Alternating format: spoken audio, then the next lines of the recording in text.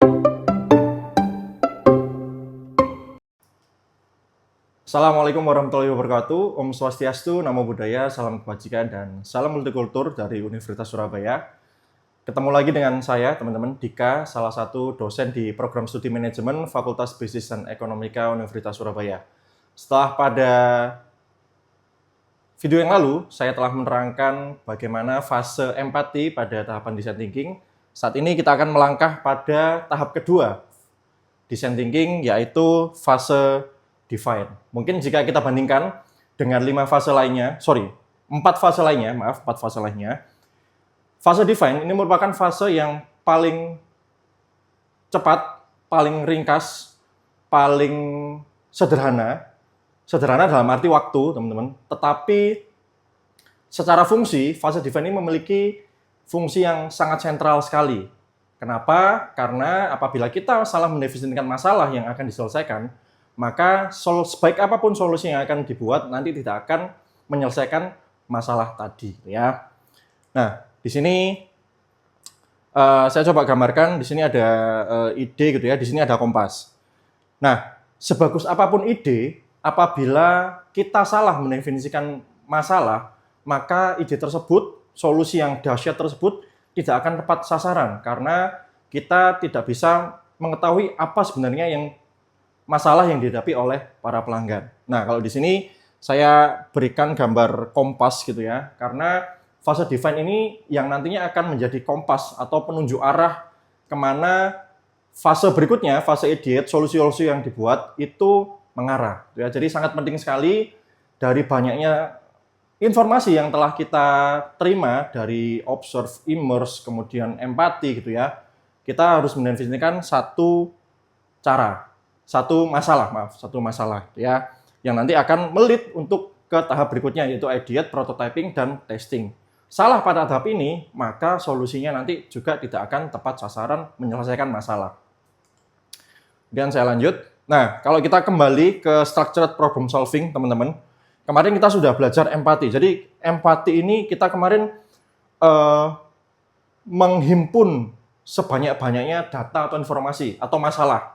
Jadi masalahnya sangat banyak, gitu ya. Makanya di sini tertulis collecting facts and data.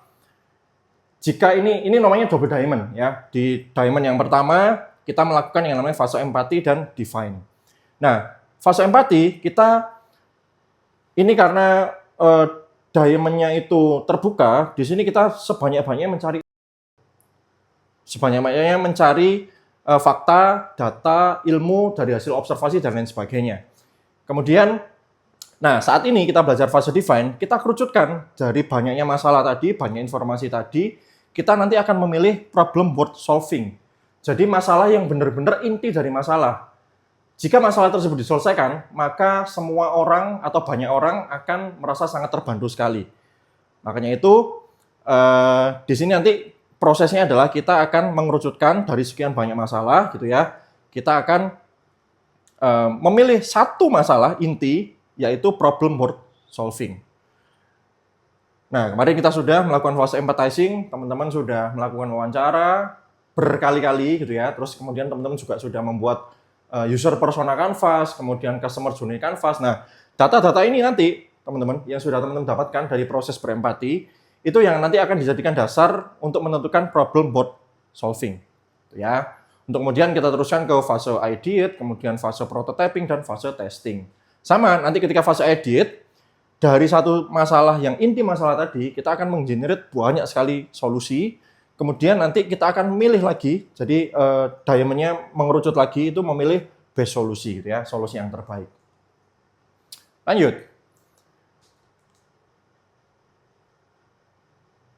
Nah, kemudian kita masuk ke tahap define, ya, memilih dan mendefinisikan permasalahan customer yang akan diselesaikan. Tahapnya seperti apa?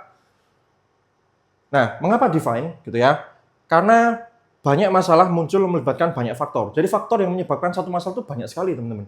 Mulai dari faktor manusia, human error misalnya, kemudian teknologi, kebijakan, dan lain sebagainya, banyak, gitu ya.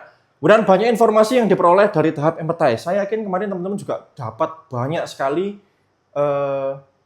informasi gitu ya, yang dari responden, hasil teman-teman observasi, hasil teman-teman merasakan sendiri apa yang dirasakan oleh user, dan lain sebagainya. Nah, saya juga sudah terangkan di video sebelumnya bahwa tahapan design thinking itu iteratif, teman-teman. Jadi, kita boleh setelah fase define, setelah melakukan memilih satu masalah gitu ya, kita boleh kembali lagi ke fase empathize. Jadi kita ingin perdalam lagi masalahnya, karena kalau di fase empathize tadi kan masalahnya banyak sekali.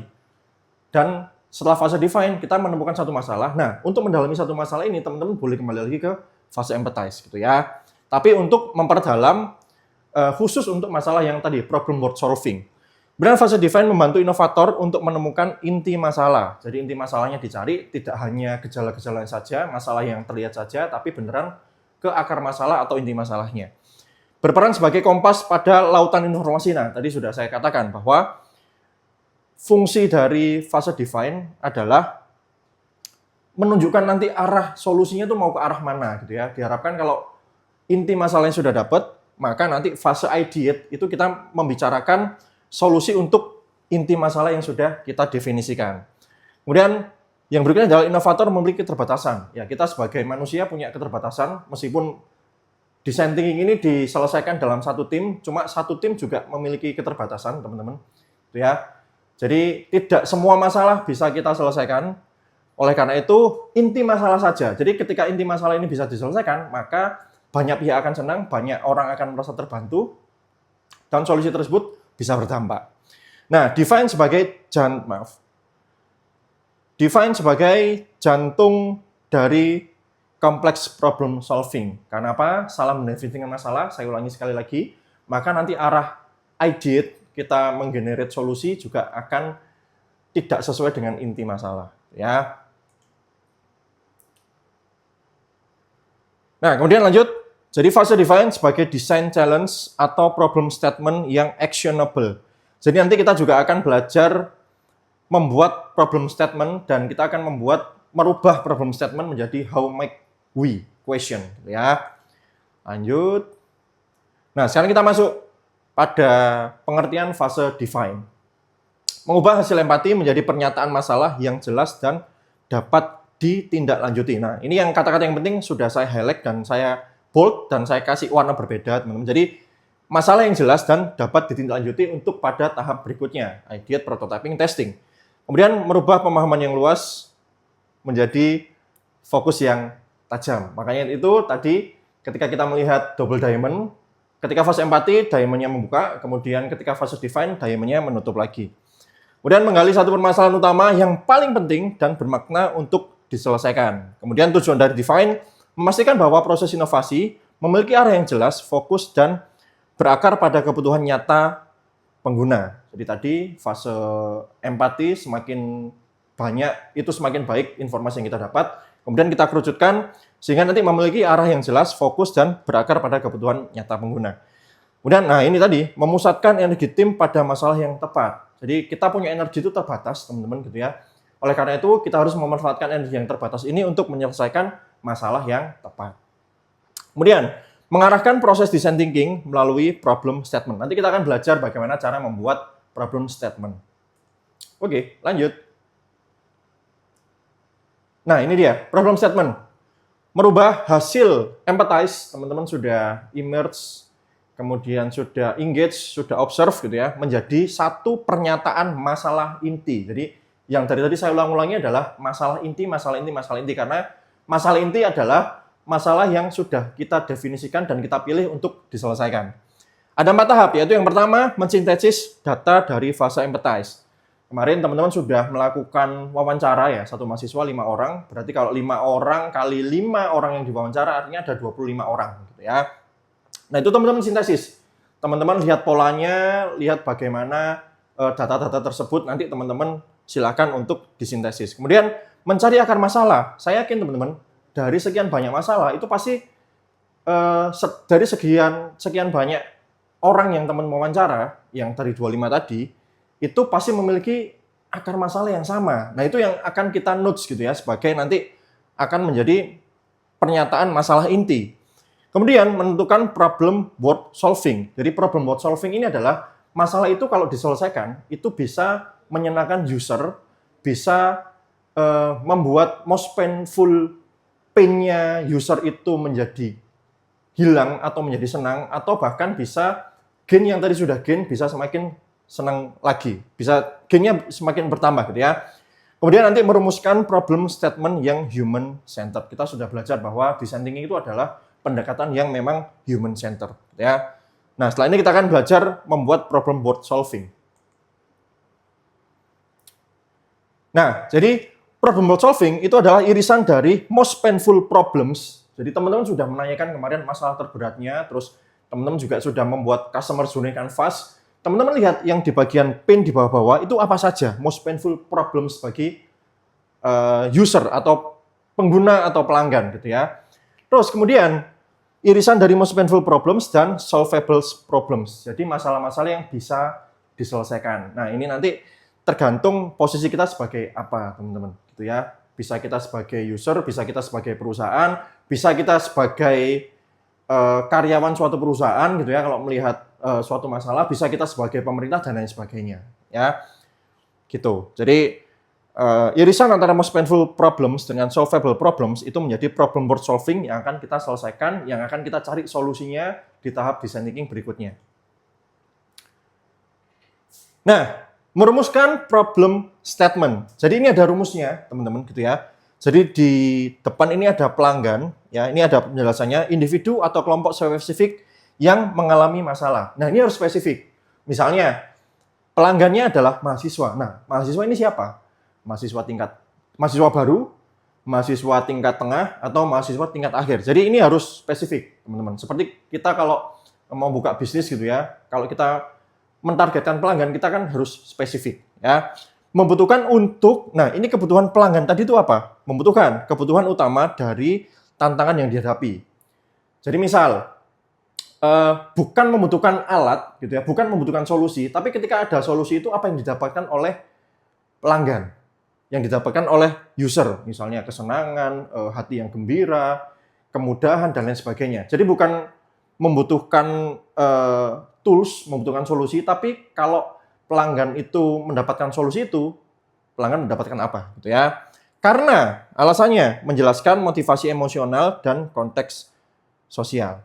Jadi ada alasan. Alasan ini bisa teman-teman yang kemarin sudah mewawancara soal user persona canvas atau customer journey, pain dan gain, pain atau gain itu bisa dijadikan alasan. Ya. Nah, setelah ini kita akan coba ada contohnya, teman-teman. Nah, ini sudah saya beri contoh gitu ya. Yang warna biru ini adalah user, yang warna orange ini adalah kebutuhan, dan yang hijau adalah alasan. Ya, misal pengguna transportasi umum di kota besar. Jadi bukan pengguna transportasi umum. Kalau pengguna transportasi umum saja itu bisa luas sekali pelanggannya gitu ya. Membutuhkan informasi waktu kedatangan yang akurat karena mereka sering merasa cemas dan tidak pasti saat menunggu kendaraan. Ya, jadi karena cemas, karena nggak pasti, takut telat, takut terburu-buru, takut tidak mindful, takut ketika datang di kantor atau kampus itu takut berkeringat dan lain sebagainya. Maka itu membutuhkan informasi waktu kedatangan yang akurat dari public transport. Ya, ini contoh problem statement. Kemudian yang berikutnya, saya coba bacakan saja. Mahasiswa tingkat akhir, ya, jadi harus spesifik, mahasiswa tingkat akhir, membutuhkan panduan sederhana dalam mengatur keuangan pribadi karena belum terbiasa merencanakan pengeluaran bulanan secara mandiri. Mungkin kalau dari sisi alasan, ini bisa jadi adalah pain mereka, karena mereka belum terbiasa merencanakan pengeluaran bulanan secara mandiri. Kemudian, yang ketiga, pemilik usaha kuliner kecil, jadi tidak hanya sekedar pemilik usaha saja, pemilik usaha kuliner kecil, padahal usaha itu kan banyak sekali, teman-teman. Ya, usaha itu banyak sekali, konveksi, manufaktur, dan lain sebagainya. Ini spesifik pemilik usaha kuliner kecil, membutuhkan cara hemat biaya untuk mempromosikan produk mereka secara daring. Ini adalah kebutuhan mereka, karena tidak memiliki kemampuan digital marketing yang memadai. Ini adalah pain mereka. Jadi mereka tidak memiliki kemampuan digital marketing sehingga mungkin mereka boros untuk berpromosi secara digital, gitu ya. Oke, saya lanjut. Kemudian kita akan belajar merubah problem statement menjadi how make we question. Jadi dari problem statement tadi, kita sebagai inovator itu membalik problem tadi menjadi sebuah pertanyaan gitu ya, menjadi kalimat tanya. Ini tadi rumus dari problem statement, kemudian rumus dari how make we sebenarnya hampir mirip, teman-teman, hampir mirip gitu ya. Bagaimana kita bisa melakukan sesuatu untuk pengguna, nah ini kan pelanggan tadi sudah sama gitu ya, agar dampak atau alasannya sudah ada. Melakukan sesuatu itu sesuai dengan kebutuhan pelanggan gitu ya. Jadi kebutuhan pelanggan jadi melakukan sesuatu, pengguna ini tetap di sini pengguna, kemudian alasan ini tetap ada alasan di sini gitu ya. Nah, ini saya beri contoh langsung, teman-teman.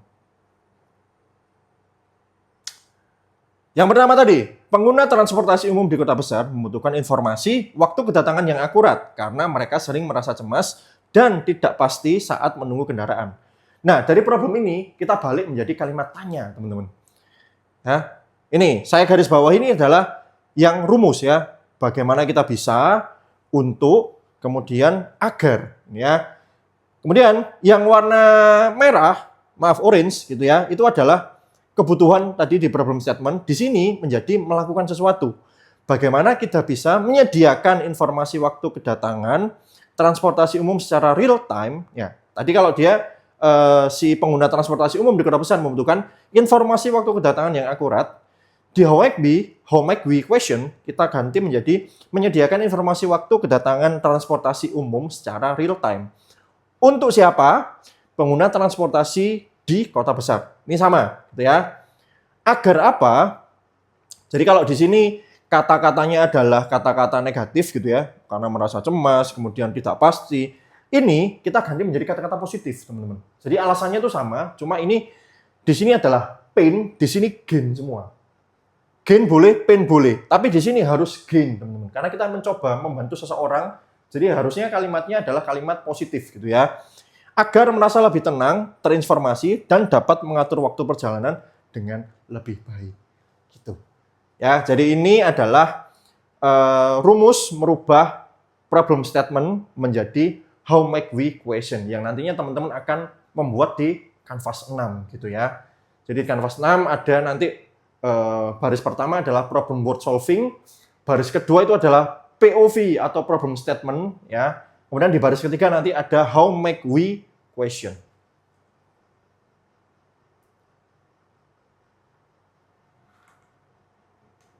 Ini ada contoh satu lagi, teman-teman ya. Mahasiswa tingkat akhir membutuhkan panduan sederhana dalam mengatur keuangan pribadi karena belum terbiasa merencanakan pengeluaran bulanan secara mandiri. Kita ubah menjadi bagaimana kita bisa membantu mengatur keuangan pribadi dengan cara yang mudah dan menyenangkan untuk mahasiswa tingkat akhir ya, biru, agar mereka dapat lebih bijak dalam mengelola pengeluaran dan mencapai stabilitas keuangan pribadi. Tuh ya, jadi ini sudah ada 2 contoh. Sekarang silahkan teman-teman melakukan 4 tahap define tadi yang sudah saya terangkan di awal. Teman-teman silahkan mensintesis hasil dari empati, kemudian sampai teman-teman membuat how make we question.